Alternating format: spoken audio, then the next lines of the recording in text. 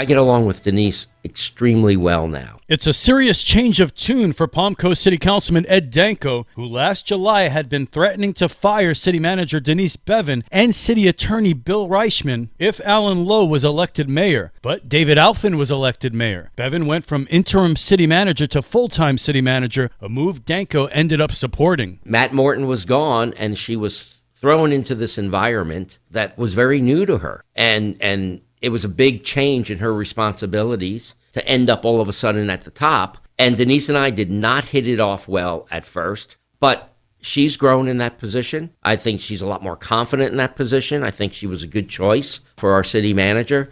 And her and I work extremely well together now, extremely well. After his failed mayoral bid, Lowe is now running for a District 2 seat, the one vacated by Victor Barbosa. Denko supports him. Alan is a good man, and I hope he gets elected. I'm not looking at another candidate for that seat. Lowe faces at least two others in the race for the seat, Stephanie Ramsey and local pastor Sims Jones.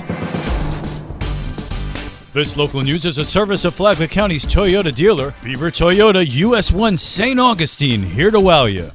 Flagler County deputies shut down yet another drug house, this time in Palm Coast. Flagler County Sheriff's deputies made an unannounced raid on a property on Blythe Court. Sheriff Rick Staley says Ashley Klosterman of Palm Coast, who was on probation, is now back behind bars. Probation did an unannounced check as part of the probation requirements and observed various narcotics, resulting in Special Investigations Unit getting a search warrant. The search warrant recovered cocaine and marijuana, all packaged for sale. The person that was on probation is now in the Green Roof Inn for not only violating her probation, but selling narcotics.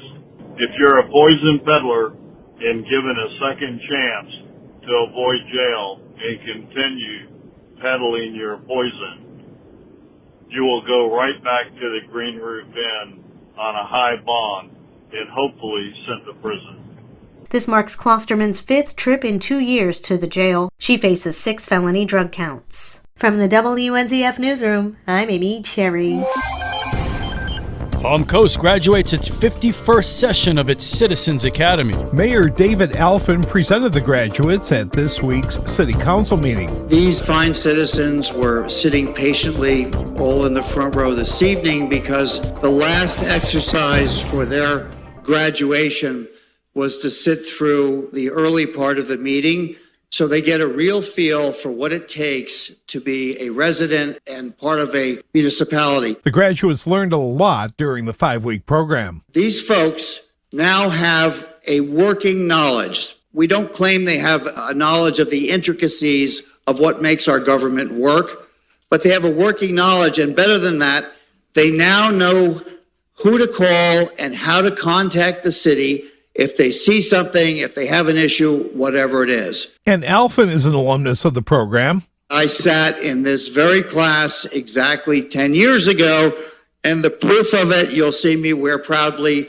which is my pin when I graduated from the city of Palm Coast. Visit palmcoastgov.com to sign up for the Academy. For Flagler's Morning News, I'm Rich Petchke.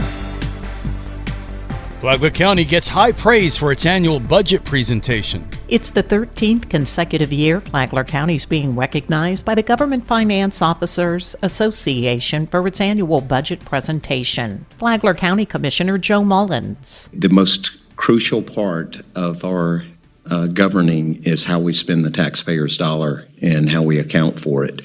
We've got one or two ways to make this community work, through tax dollars or through grants. And then when we get those, we've got to make sure that we get the maximum use out of that dollar. As some cities that we have find out, without money, you can talk about doing a lot of things, but you got to have the money to be able to put the action into place. We're very thankful that you guys maximize that dollar. Flagler County's fiscal year budget was rated in 4 categories: as a policy document, a financial plan, an operations guide, and as a communications device. More from Flagler County Commissioner Greg Hansen. We can always rest assured that we're spending the money correctly. There's no fraud, there's no waste. There are more than 1,600 participants in the Budget Awards program. For Flagler's Morning News, I'm Karen Johnson.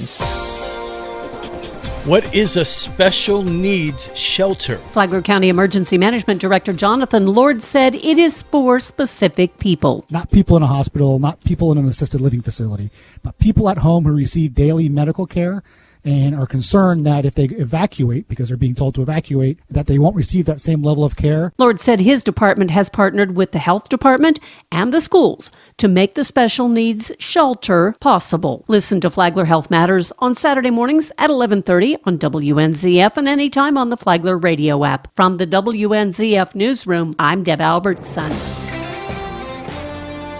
Tonight, join the fun at the Flagler Beach First Friday event. There will be live music on stage, a dance floor, food vendors, arts and crafts, and more. This weekend is the 12th annual May Day Memorial Surf Classic. Come out to cheer on the 150 competitors who will be surfing this weekend. This event is to raise awareness and fight heart disease. Tomorrow is the City of Palm Coast's Arbor Day celebration. Fun activities are planned for all ages, including a butterfly tent, a petting zoo, goodie bags, and more. Visit Michael's this Sunday for their Make Break Craft class. This week, your child will be making a Mother's Day wooden frame. All supplies will be provided. For more on these events and others, please visit us on our website at fun4augiekids.com. Have a great Mother's Day weekend. And now you're up to date on Flagler's Morning News. I'm Rich Carroll.